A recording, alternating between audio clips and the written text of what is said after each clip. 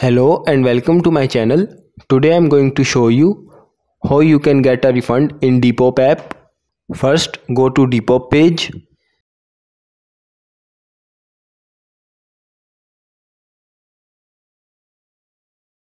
Let's say I have bought these sneakers but they haven't arrived or they are not the thing they have shown in this picture. So how we can get a refund? To get a refund, there are two methods. In first method, we can start a dispute through Depop or PayPal or through whatever the payment method you have used and request a refund.